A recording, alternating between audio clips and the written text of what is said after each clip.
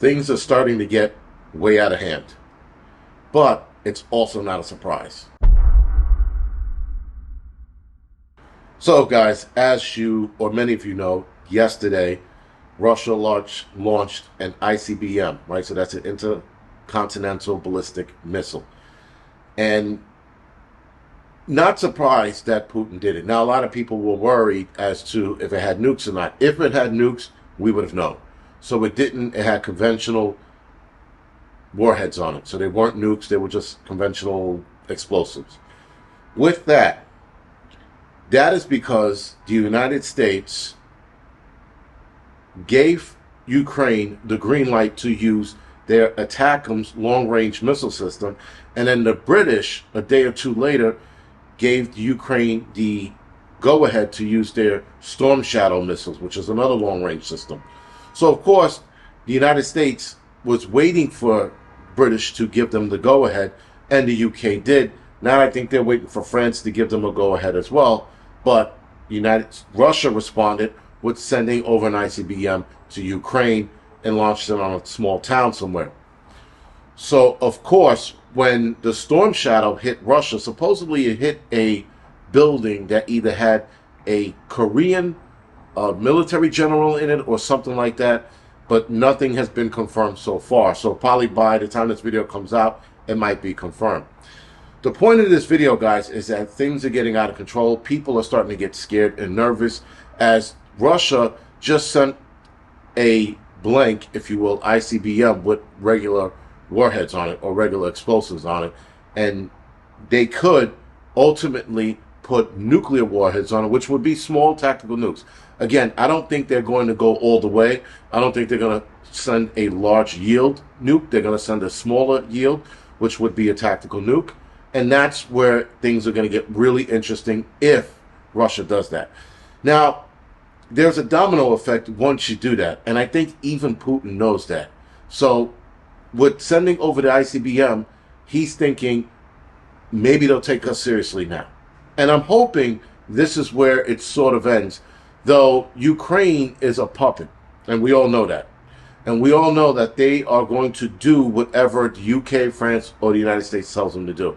So it could escalate from here. It's already escalating, but it can get to top-tier nuclear involvement if it gets worse.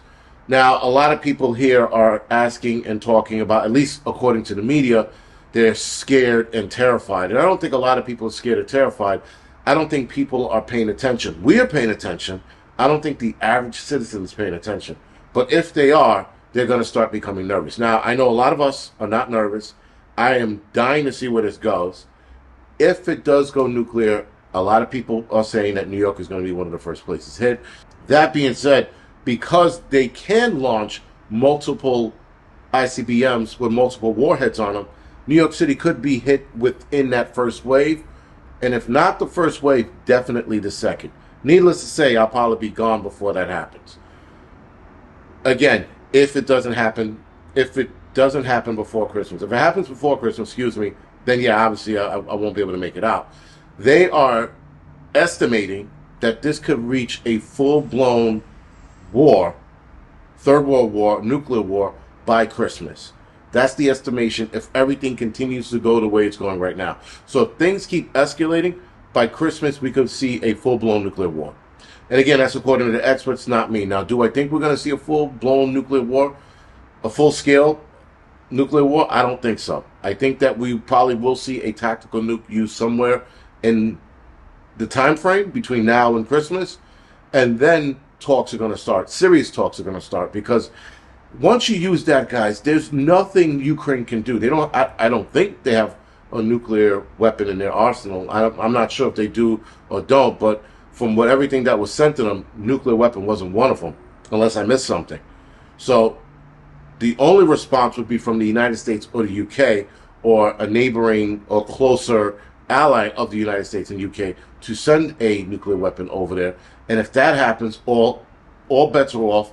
Everybody's on their own, and things are going to get out of hand. Now, China stepped in and was warning the U.S. to, I guess, curtail the Ukraine and bring this shit under control. And China, is the mediator, if you will, and they've been the mediator for a while. They've been trying to get Russia and Ukraine to the table to talk.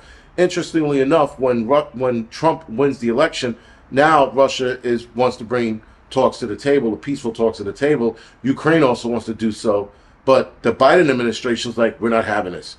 We're not going to have this dude create peace, tell Ukraine to launch the long-range weapons, and they did. So clearly, guys, there's a lot of shit going on, and things can escalate hour by hour. Forget about day by day or week by week.